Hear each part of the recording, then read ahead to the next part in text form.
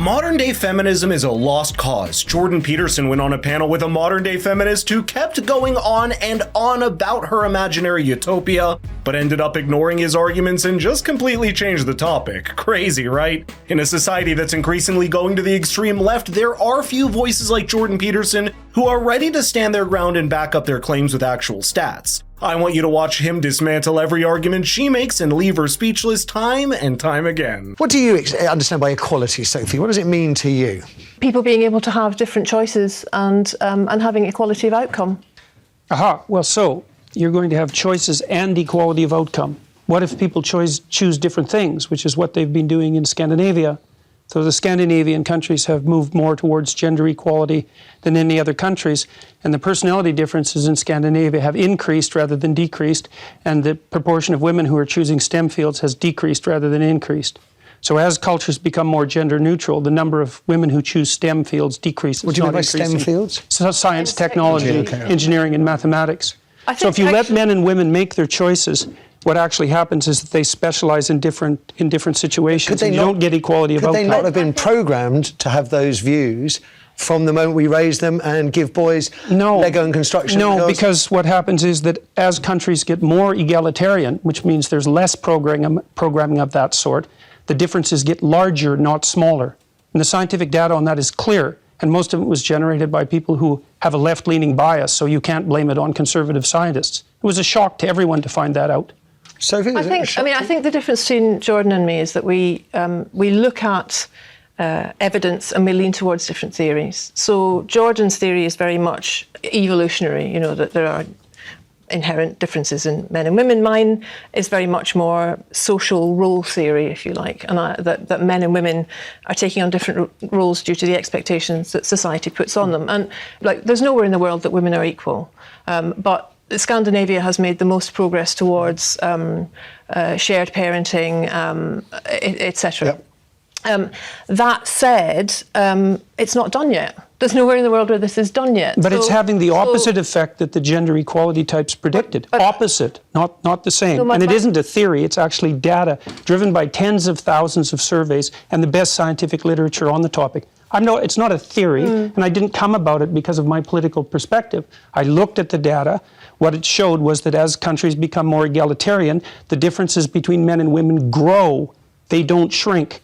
The theory that the feminist panelist is trying to put forward is the social role theory, which was developed in the 80s and argues that gender roles and stereotypes are established throughout socialization. The main argument of this theory is that people learn which behaviors are considered to be appropriate or inappropriate in society from childhood. Another argument the theory makes is that gender differences in personality will be smaller in nations where more egalitarian gender roles exist. In this recent study, researchers found opposing data to social role theory. It examined gender differences in the pursuit of science, technology, engineering, and mathematics-related occupations across 44 nations, and found the largest differences were observed in the most gender egalitarian nations, countries like Finland, Germany, Sweden, and Switzerland. And the smallest gender differences were found in the least gender egalitarian nations, countries like Bulgaria, Colombia, Indonesia, and Tunisia.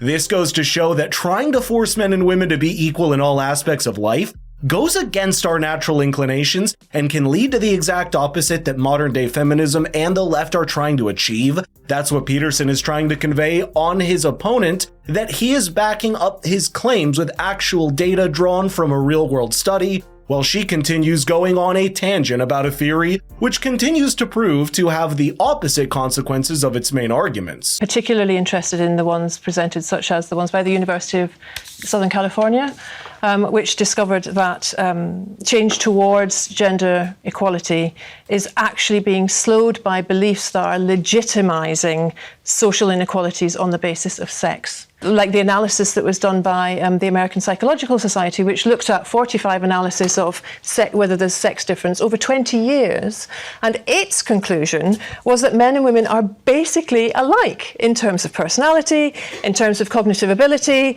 in terms of leadership, but what it did find was that media depictions of men and women as fundamentally different perpetuate misconceptions, as does workplace bias. Oh God, so it's my fault. So, no, well, you're leaving soon. It's men and women actually are more the same than they are different. But the issue is that small differences at the population level can turn into very large differences at the extreme. So, for example, men and women are broadly similar with regards to aggression, although men tilt a little bit more towards aggression. So that if you picked a random person out of the population, male and female, and you guessed that the male was more aggressive, you'd be right 60% of the time. But if you take the 1 in 100 most aggressive people, they're all male. And that's why the overwhelming proportion of people who are in prisons are male. Now, do you want to equalize that, just out of curiosity? What about bricklayers? They're 99% male.